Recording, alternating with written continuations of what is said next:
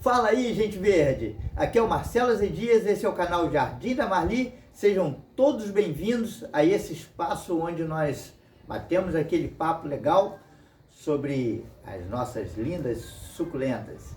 Então vamos lá. Hoje eu escolhi o tema os 7 erros que os iniciantes costumam cometer com suas suculentas. Às vezes também quem já tem um pouco de experiência comete alguns deles. E às vezes até sem querer. E vocês vão perceber isso durante o vídeo. Ok? Então vem comigo, vamos lá!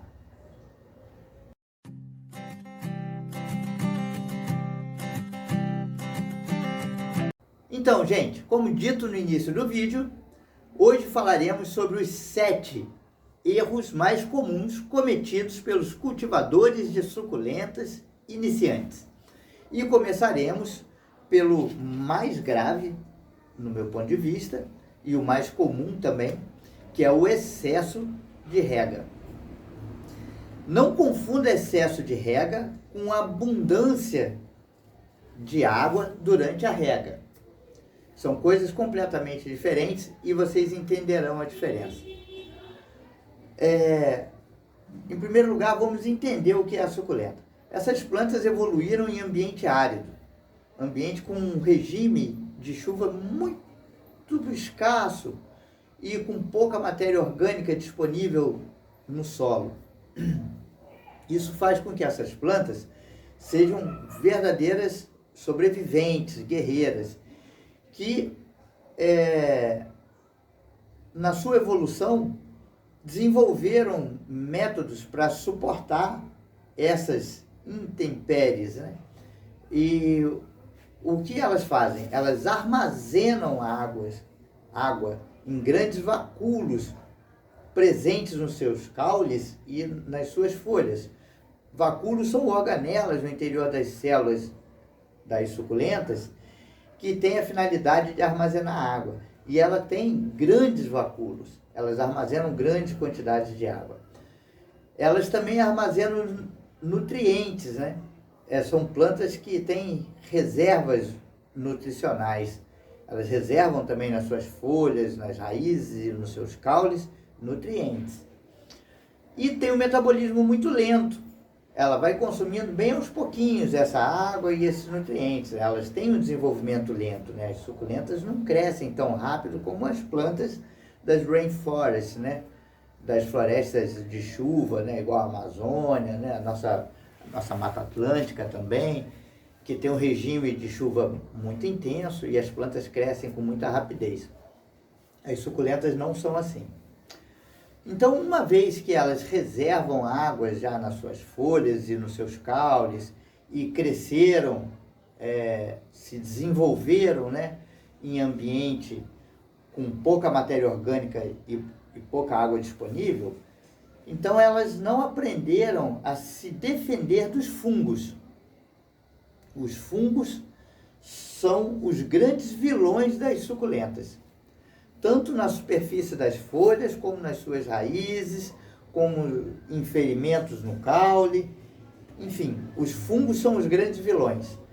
E eles acometem as suculentas quando nós nos excedemos com a água.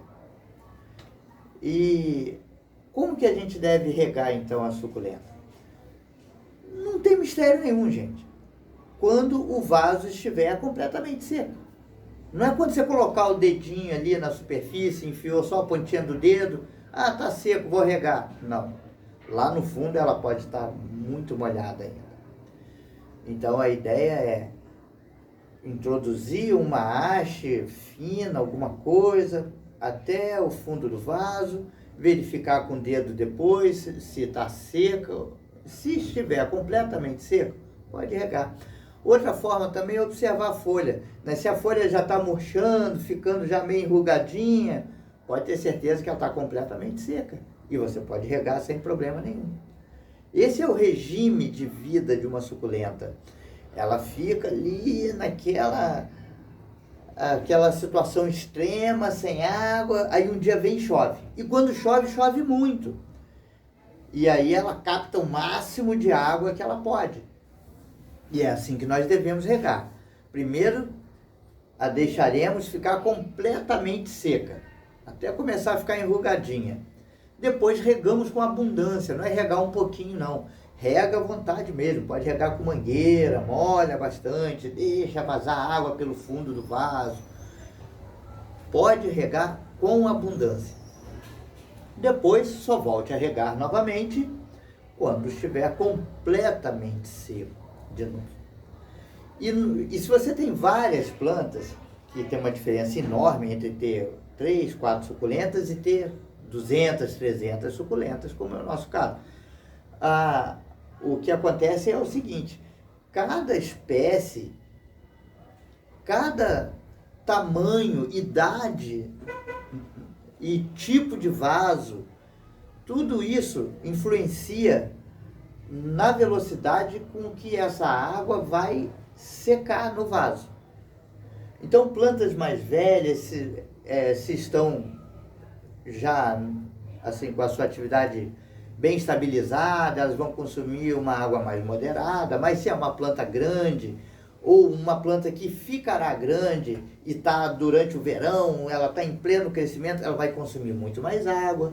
Se o seu vaso é de cerâmica, né, cerâmica crua, né, assim, sem ser pintada, ela é porosa. Então ela também evapora essa água muito mais rápido. Se o seu vaso é de plástico, a água permanecerá muito mais tempo ali em contato com as raízes. Se você tem uma planta só no vaso ou se tem várias plantas no vaso, também influenciará na velocidade com que essa água será consumida. Então, não tem como calcular, assim, tipo, eu reguei aqui, daqui a 2 dias eu vou regar de novo. Não existe esse tipo de cálculo. Ou a gente mede com uma haste, ou observamos se a planta já está ficando enrugadinha, já borrachuda, né? Indicando que ela está começando a desidratar. E aí, regamos com abundância. Ok? Então, esse é o primeiro erro. Agora vamos para o segundo erro, que é regar de menos. As suculentas, elas vivem muito tempo sem água, mas não quer dizer que quando você vai regar, você vai pôr umas gotinhas só de água. Não. Quando for regar, regue em abundância. É o que eu falei, que regar em abundância é diferente de regar constantemente. É essa a diferença que a gente tem que entender. Secou, o vaso está seco, está em condições de regar, a planta já está começando a ficar borrachuda, rega com abundância.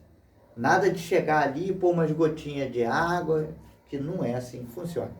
Ela, quando está nesse estado que eu estou falando, já meio borrachuda, o que ela quer é encher os seus vacúolos de água novamente. Então, a ideia é essa. E até para que a sua suculenta tenha uma vida saudável e cresça um pouco mais rápido do que ela cresceria na natureza, então, siga esse esquema. Secou, a folha está borrachuda, regue em abundância. Terceiro erro, comum, acontece bastante, plantar suculentas e cactos, né? Cactos são suculentas, tá, gente? Em terra comum, ali naquela terra, em terra vegetal, enfim, aquela terra preta que você compra muito bonita, muito rica em matéria orgânica, e você usar só essa terra para plantar a sua suculenta. Essa terra é boa, é rica? Sim, mas é rica demais para a suculenta. Aí é que está o problema. Porque a gente entra lá naquela questão que eu falei no primeiro problema que nós temos com a suculenta, que era o excesso de água por causa dos fungos. É o que acontece quando a gente usa uma matéria orgânica, um substrato orgânico rico demais. Ele vai propiciar a proliferação dos fungos no sistema radicular da planta. E aí você perde a sua planta. E uma coisa é você pegar uma planta que você comprou ali no mercado por R$4, e aí ela cresceu, você vai e coloca nessa terra, e não sei o que, um dia ela morre. Tá, tudo bem, você perdeu uma planta, é triste, é uma planta que você gostava, mas ela custou R$4. Outra coisa é você fazer isso com uma planta que às vezes custa aí, tem suculentas que beiram os 2.500, 3.000 ou até mais. Tem cactos que são muito mais caros que isso. Então, nós utilizamos essa terra preta, bonita, estercada, rica em humus, ou até humus de minhoca. A gente utiliza ele como substrato base. Ele vai ser a terça parte do nosso substrato. A gente pega 1/3 dessa terra preta ou de humus de minhoca, vai misturar com eu utilizo mais 2 elementos inertes. Um é a perlita, eu tenho vídeo sobre isso. E o outro é a casca de arroz carbonizada. 1/3 de cada. Isso vai compor o meu substrato. Então o substrato base, que é a terra preta, a perlita e a casca de arroz carbonizada. Cada um entrando com 1/3 parte.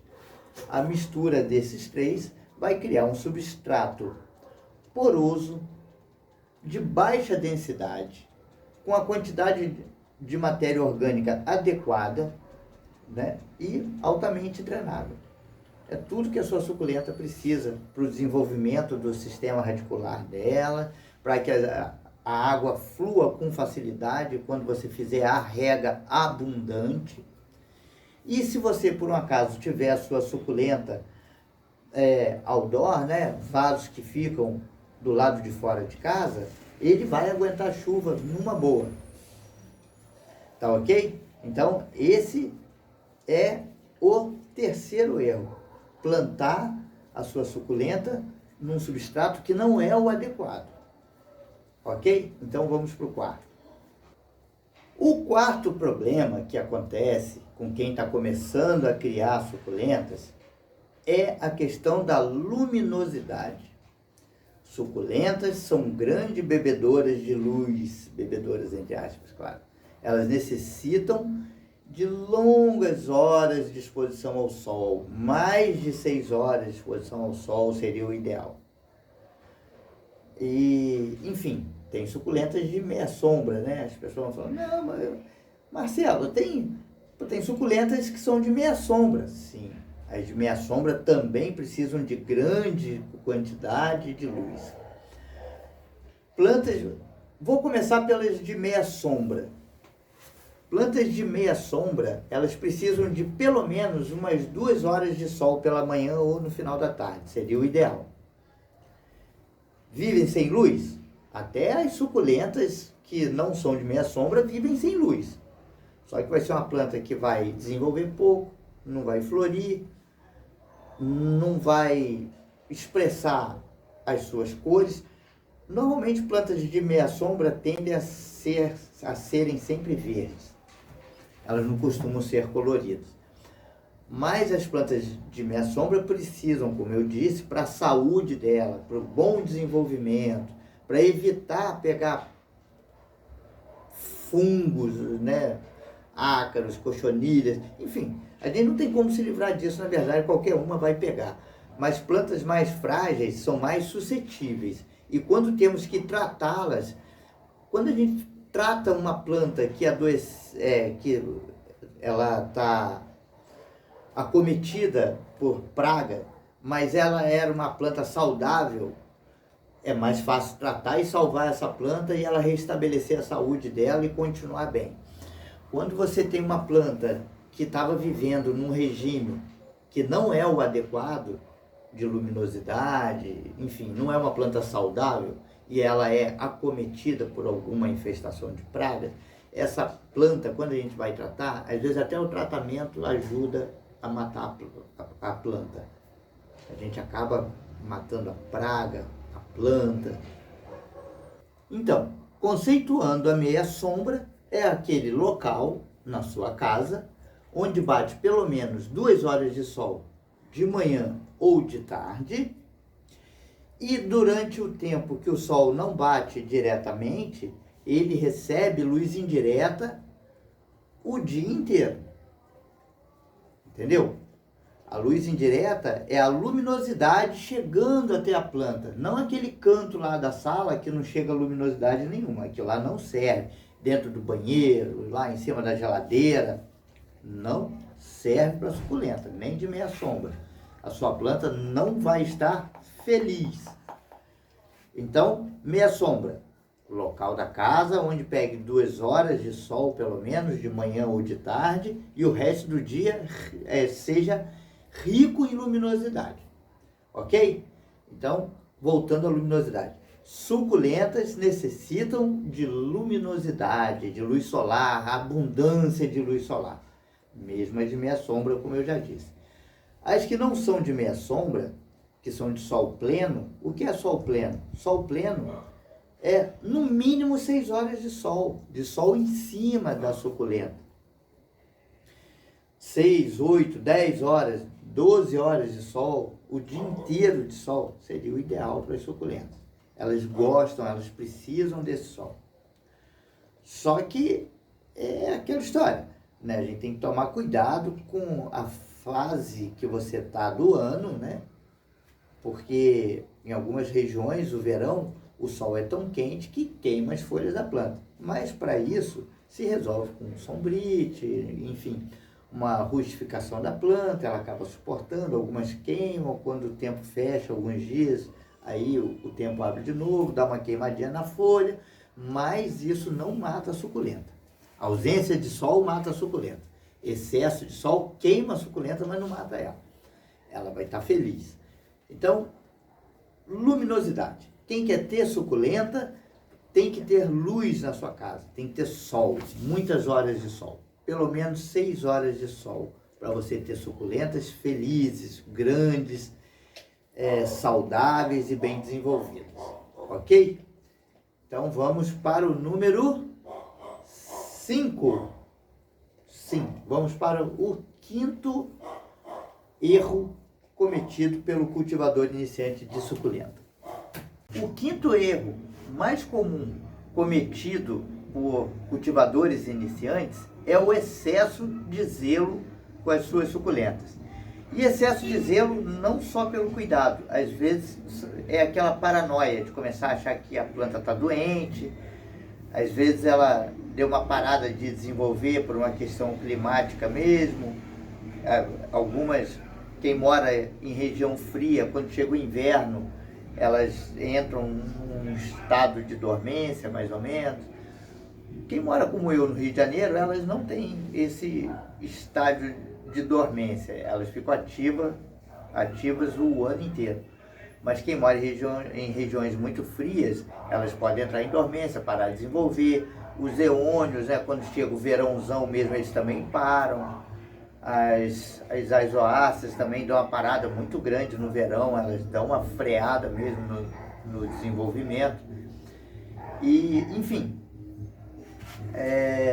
aí começa a paranoia, achar que a planta está doente, não sei o quê. Às vezes a folha, quando começa a secar naturalmente, que é um processo de senescência, né, da folha mesmo, né, a idade da folha, né, ela começa a envelhecer, a planta vai aproveitar aqueles nutrientes, então a folha vai secando aos pouquinhos, porque a planta vai consumindo aqueles nutrientes, e a pessoa começa a achar que a planta está doente, que a folha está secando, e aí começa também a querer mexer na planta, adubar, e enfim, regar demais, achando que a planta está desidratando e acaba perdendo a planta.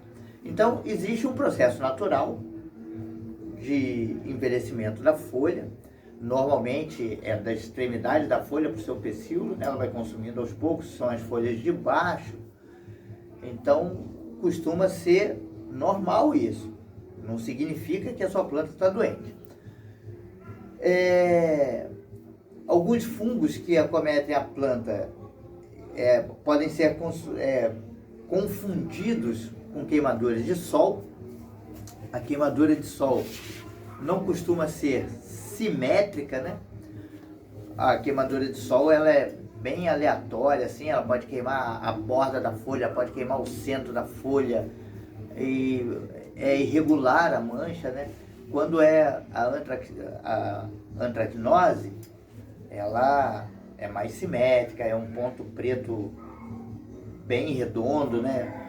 Fungo, ele tem essa característica também, quando ataca a gente também na pele, ele tem uma simetria, que você já percebe logo que é uma infecção fúngica, né? E não uma infecção por bactéria. E na planta antracnose é a mesma coisa. Ele tem essa simetria e a gente consegue identificar que é um fungo. E a gente não precisa entrar em paranoia, a gente pode ir lá cortar essa folha, joga um remedinho antifúngico só por segurança, mas se for uma folha só acometida, normalmente só retirar aquela folha e deixar essa planta num ambiente arejado, mais seco e com sol é suficiente para resolver o problema. Se ela estiver muito acometida, aí com certeza vai precisar de um fungicida. Tem a fumagina também, que é um fungo aí do gênero do Capinódium, se eu não me engano. E, enfim, a fumagina, ela deixa a folha toda preta, né? Ela cria a camada preta em cima da folha, mas esse fungo não está se nutrindo da folha. Normalmente não, essa planta foi acometida por uma infestação de cochonilhas. As excretas, né, da cochonilha são muito doces e acaba que esse fungo se nutre dessas excretas da cochonilha, como as formigas fazem também. E aí ele vai proliferando, né, e tomando conta da folha toda. Esse é fácil perceber, você vai passar o dedo, ele vai sair na sua mão, você vai sentir aquele melado também. E para lidar com isso, né, você trata a cochonilha ali, limpa as folhas e pronto, resolveu o problema. Então, não confundir casos e casos, né? Com a queimadura, a antracnose, né? O capinódio, a gente saber diferenciar é importante, né? Para a gente não se exceder e acabar matando a planta com o tratamento. Às vezes a coisa é muito mais simples do que o que a gente imagina. Agora vamos falar do sexto erro mais comum cometido por iniciantes. Retirar aquelas folhas que estão secando lá embaixo da sua planta, porque você começa a achar que aquela folha está enfeiando o seu vaso. Deixa a planta consumir os nutrientes todos daquela folha. Quando a folha estiver se soltando, que você tocar nela e ela se soltar, ou já estiver solta, você retira essa folha. Enquanto ela estiver oferecendo resistência, deixa essa folha lá. Não tem problema. A planta está consumindo esses nutrientes. Muitas vezes você retira essa folha, é uma folha que está muito lá na base, próximo ali da terra, você retira essa folha, abre uma porta no caule, né, uma janela, uma porta, que quando você rega alguma coisa, a água entra em contato com a terra ali, a terra alcança ali aquela abertura que você ocasionou, arrancando uma folha que ainda estava ligada, muito bem ligada ao caule ainda, né? E você